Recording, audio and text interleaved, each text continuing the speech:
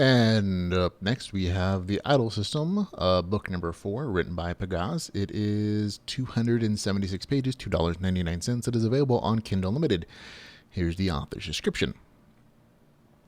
Once bound by his morals, John has been released from his chains. The sinner system will finally come to reveal its true potential in his hands. Together, with his gift for chaos, it will forge his path to victory. One that will finally settle his grudges once and for all. One that will defend what matters most to him. For as much as a man changes, his priorities remain the same. So there we go. That is the specifically worded novel description. Okay, this is the 4th book in the series. It continues the slice of life adventure and power progression in the series that has been a staple. The main character is kind of overpowered at this point, and the scope of the story gets bigger as he deals with nations, even planets, as the main character travels through this universe. I think the big draw of this, again, is that going to be it's a villainous story. And apparently that's a theme for the week on the podcast. But again, the main character stops being the hero. And part of that is because and this is minor spoiler if you haven't read the series, this was done in book 3. His wife is in a coma, and there was such a situation of all that. But to save her, he has to gain power, and he has to gain it quickly. And so he does what would be considered bad and villainous things, even if it is for a good purpose. And there's a whole game mechanic system that is established in the series that justifies it and makes the RPG progression make sense.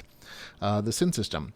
And it was very interesting to see the main character travel from planet to planet to cultures, and to see the world building there, and to see him use that Sin system to tempt and bully and intimidate his way into getting other people to sin and to kind of exploit that established system, which is very interesting way. That's kind of the theme of this entire series.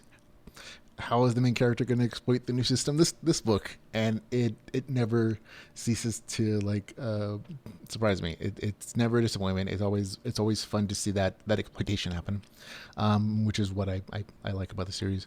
The game mechanics of the novel, again, the idol system is still there. There are other more game mechanics that have been established for the series. They all continue to exist. This one leans a little bit more towards cultivation sometimes, which I think was a comment I had in the last book as well. You don't see as many full character sheets anymore, which is perfectly fine by me. And there are some more regular updates on certain skills and the idol workers completing, and information about the toxic and the life systems and that power gathering thing. But again, the mechanics are just a little bit more muted in favor of cultivation. That's just the way it is. Overall, the novel is still good. If you've been a fan of the books 1 through 3, you're not going to be disappointed by book number 4. So it was enjoyable. I had a good time with it. There's even some nostalgia stuff happening here where the main character returns to some of the earlier planets from book 1. I thought was a nice little touch to kind of tie everything up together. Again, this is a slightly darker tone, and I think people who enjoy that, or fans of the series, were still going to be entertained by this. So had a good time with it. That's going to be a 7.5 out of 10 score for me. Good stuff. The Idol System, a LitRPG series, book number 4, The Sins, with a score of 7.5 out of 10.